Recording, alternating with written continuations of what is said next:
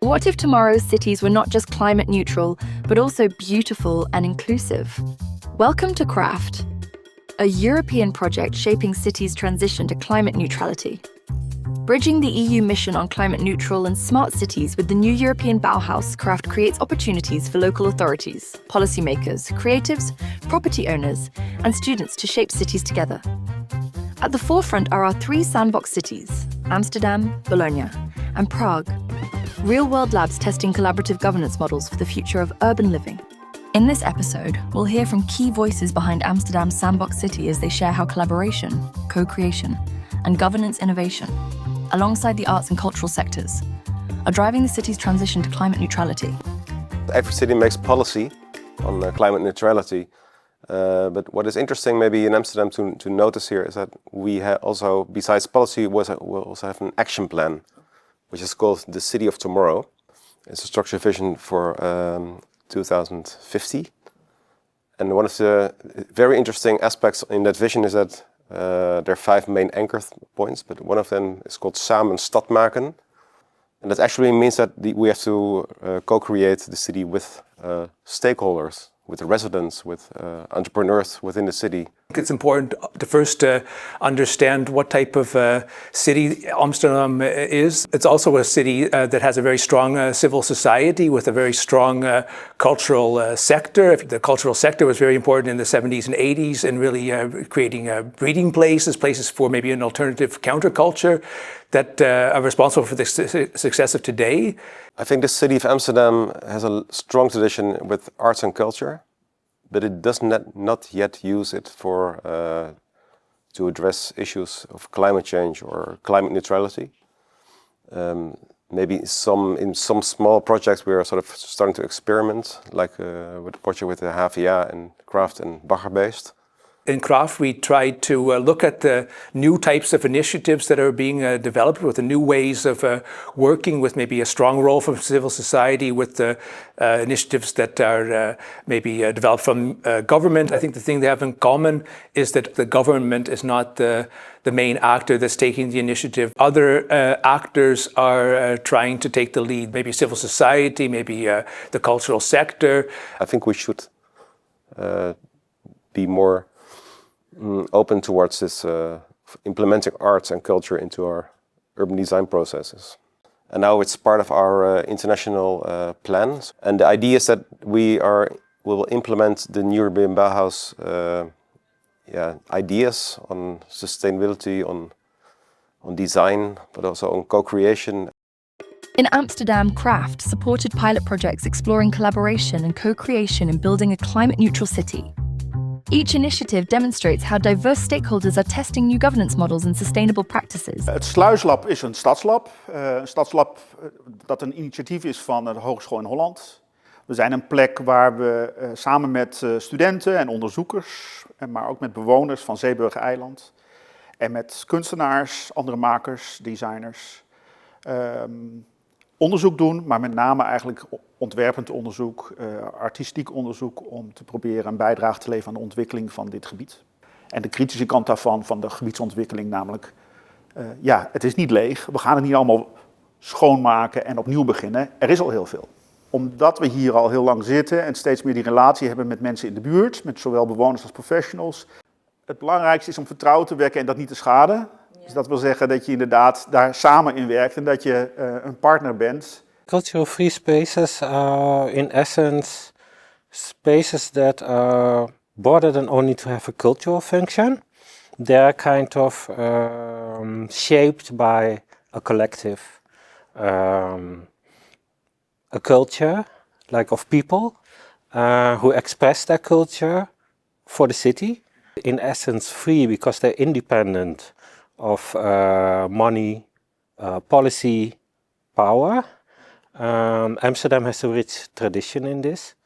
Of course, what comes to mind, the first thing is the squatting history. But when you look longer back, it's kind of part of Amsterdam, that people shape their own city, shape their own spaces, community-driven, voluntarily based. Often they combine more than one function. The cultural function is very important, but often there are also other social functions happening there. There's a long tradition in this kind of spaces to work with second-hand materials.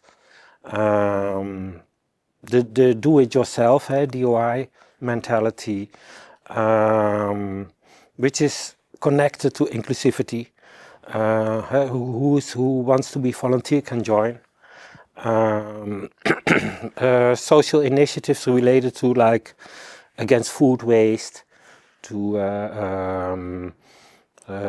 bike repair shops, clothes swap shops, free shops. In general, you see also a kind of ideology there of not purely be a consumer.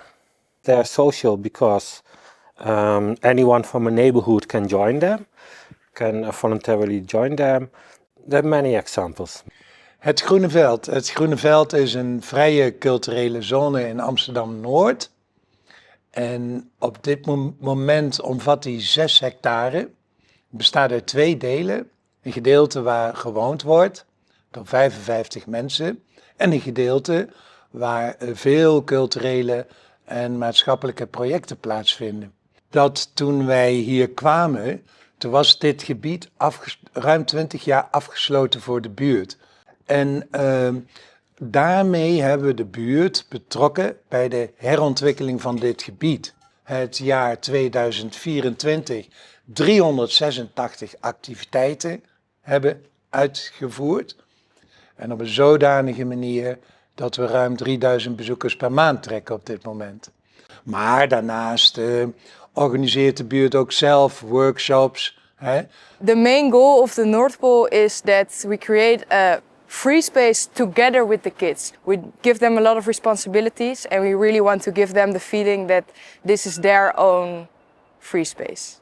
If I would describe what I do at the Groene Veld, it's personally I collect a lot of materials. I like building creative spaces to be in, to experience. I like to experiment with old ideas about how to improve gardening, how to improve our garden with copper antennas and other ideas. We also want to pass through this DIY culture, so you can do it yourself, and we want to give them the knowledge to do this while playing.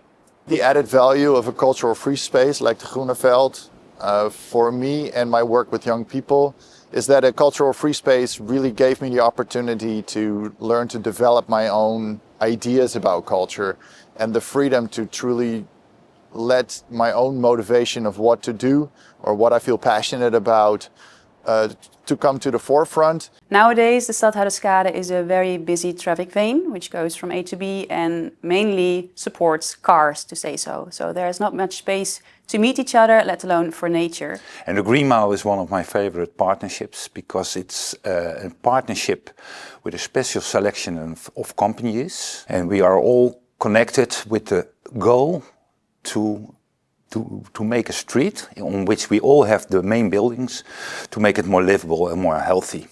And that's the Green Mile, a cooperation between residents, big companies and the local government. We focus on 3 pillars. One of them is nature and climate. The second one is education and awareness.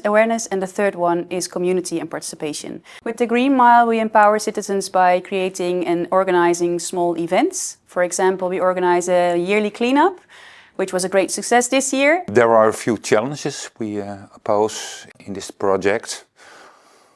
One is the challenge of 6 united but also very different partners working together. So we have a lot of constructive dialogues within our board about the shared objects. We also invested in what you can call community management, because we can do a lot of events, we can have a lot of interesting discussions, but it's about people who are the intermediate as a community manager between our organizations. The only advice I can give is to take action and collaborate. So don't wait for organizations or formal institutes to take action on public spaces, because we all have the responsibility to take care of our public spaces and take care of planet, Earth, take care of humans, but also take care of nature and take it as an equal partner. Amsterdam's journey with CrAFt highlights the power of collaboration. creativity and co-creation in tackling climate neutrality. Through pilot projects like Sluisbjerg, Groenveld, and the Green Mile, diverse communities and stakeholders are redefining sustainable city living. But this is just the beginning. A climate-neutral, inclusive future depends on all of us, residents, leaders, and innovators, taking action.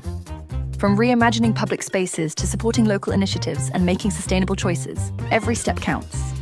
Join us in shaping the cities of tomorrow, climate-neutral, beautiful, and inclusive for generations to come.